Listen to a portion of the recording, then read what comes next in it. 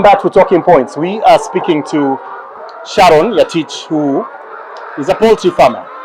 She started poultry farming a little close to a year ago, and look at what she's done now. So you say, Sharon, this is your office? Yes, this is my office. Welcome to my office. Here we have about 1152 chicken. 1152? Yeah, there were 1500, but at some point, because of we realized that they are congested. Okay, these cages are meant to have 4 chicken, but we realized that they are so squeezed, so we decided to remove a chicken per cage, and we took them to a different place. Okay. Maybe I'll be able to show you that later. So you see, this is the best. It's the best way of farming. It's easier. It's manageable. Feeding is easy. Even if you don't have casual labor or something, you can manage it by yourself. There are a few challenges, like manure management. Yes. It's a bit tricky if you don't have a place to, because we collect them once a week. You need to take them somewhere to dry them, and then we also sell them to some farmers as mbolea. Another challenge is that the layers are very sensitive to noise. They are very sensitive. A small noise can actually make them make noise the whole night. So we are always awake if they see maybe a cat passing by or something. They make a lot of noise. So you have to come. When they see you, they just relax. Oh, really? Yeah, you get in and then you switch on the light for some few minutes. They relax. I think they realize that there is no harm, there is no danger, so they just relax. You switch off the lights and you go back to sleep. So usually at night they are completely silent. Yeah, they're silent. They sleep. But okay, we don't leave the lights on the whole night. We switch on the lights 6 in the morning when we start feeding them. Yeah. Then we switch the lights off. So they use the normal daylight. So when there's darkness, when darkness comes, they realize, they start arranging themselves, and they sleep. Wow. Yeah. So unless there's some interaction out there, they don't have a problem. It's a calm evening. And you don't have to do anything at night for them. No, nothing. You don't have to feed them. Whatever they have here, by 6:30 they'll have finished. They'll have finished the food, because when you follow the chart, there's an amount of feed you're supposed to give them. So once they finish that, it means that they're okay. There is enough water. I don't know if you can see over there. Yeah, they're using the automatic drippers. Yes. So they just pack here and drink the water. Another challenge is when you have a lot of leakage, your manure gets wet. When the manure gets wet, I think this is something we didn't also get to learn, because the farmers I was going to visit, they were using the deep litter. Deep litter is the kind of farming that you are not in cages. So when you have a lot of leakages, you realize that your manure gets wet. When the manure gets wet, they start forming maggots. You see? So that one becomes a challenge. So every week we clean up. Once a week we get some guys, they come clean up. We take them somewhere, they dry up, then we sell. Okay. Yes. I see a lot of eggs. So now how often do they lay? Now is it every day? Yeah. Okay. Unless there's something, unless there's some stress. Yeah. Unless there's some stress. You know, some of us are complete laymen, like you once were. Chicken lays 1 egg a day. 1 egg a day. So if it lay today at around 12, tomorrow around the same time it will lay. As long as you give them feeds and water. And it will keep doing that, these layers? Yes, unless there's something. On a regular, you expect an egg? Yes. Per chicken? So per cage you have to collect 3. If you don't get 3 eggs, you need to find out why. Is it that the feeds were not enough? Is it that they were not getting water? Because sometimes some of these drips, they block. So you need to have somebody who's very keen, walking around and confirming that the drips are actually, the water is coming, because water is key when it comes to layers. Yes. Water is key. Water is key. Yeah. And you said this thing made you, like now when you bring in the feeds. Yeah. Because I see you have, those are 3 rows, huh? Yes. Call them 3 tire. Is there you have a particular way of scooping and making sure all of them get the same amount? Yeah, okay. I did some calculation. I realized 1 chicken, it's about 0.14 grams of feeds a day. So you just estimate.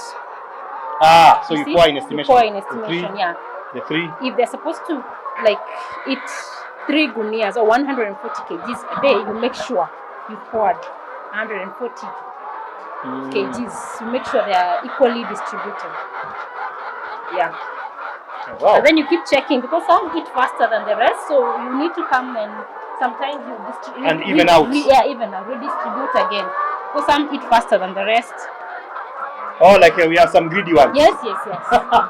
And you know you have Interesting. to measure, because if chicken can eat all through, and once they eat so much, they grow fat. If they grow fat, they won't lay because of too much fat. Oh, so you have to maintain. Yeah, you have to maintain. You have to make sure you give them the correct grams of feed. You can't just come and fill the traps and just say, because I don't want to keep coming here, let me fill the traps and leave them for 2 days. They will grow fat and they will not lay eggs. Production will go down. Wow. Yes. And what would you tell people about the aspect now of, was it easy to begin to sell eggs? Did you get regulars? How did you start? When you're starting, okay, the eggs market is a bit funny, but it's interesting. There are so many brokers to start with. There are so many people who are selling eggs and they're not farmers. That is where now the price disparity comes in. You realize that Because people buy too much, they hoard. Yeah, people buy too much or they hoard. Or somebody wants to buy at a low price from you because he's a middleman. He's going to sell it somewhere else. Then challenge the size. Size of egg really matters. So when you're starting, the sizes are very small. So the prices, normally you won't get a good price for that. So for the first 1 or 2 weeks, your returns will be very nice. But after that, you're okay. Yeah. So the challenge with the eggs market is middlemen. I wish it was regulated whereby where they were not there, you could just go directly. Yes. I really like your structure. What informed it? How did you? Actually, to be honest, when we started, we were not going to do the caged chicken. We wanted to do the deep litter, is when you just let them run just around. And they're laying and you. But now we realized our house is a bit small, and the 1,500 chicken were congested. Like they were congested. They couldn't, in case of a noise or there's a truck that is coming in, the stampede was terrible. Sometimes you lose some of them. Yes. So, they have a stampede like they will. Oh, you even start a loud generator out there. If they're not so used to it, they will run to a particular corner. Yes. And they step on each other. You will lose some of them. So what happened when a vet came and told us these chicken are so congested. We didn't have a plan to do the cages, because cages are very expensive. Then we realized we don't have a choice. We got these cages. We got somebody who was selling secondhand. We bought them, and now it became at least easier. So even if there is noise, they'll just make a lot of noise, but they will not.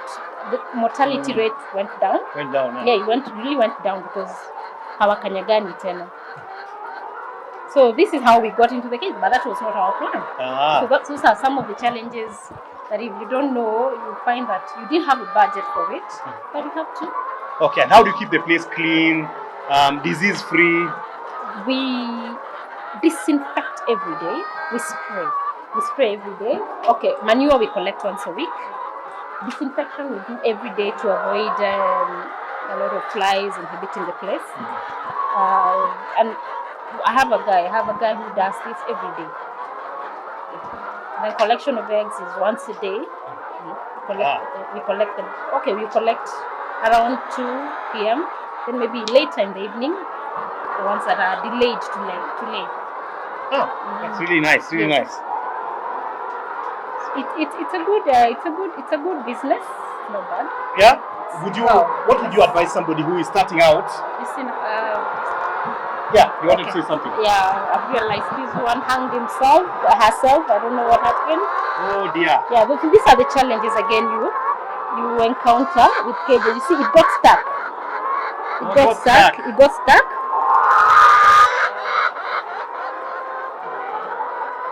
Okay. Too bad. I've lost that one. Does that happen a lot? Not really. It's a rare occurrence, Yeah. but it happens. I can say this is like the third time I'm encountering this.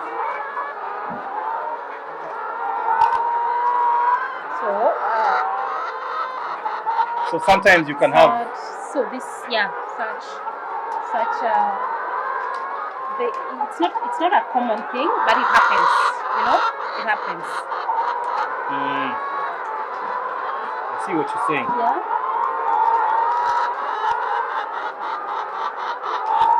Looks like it happened pretty recently too. Yeah, because it's still warm.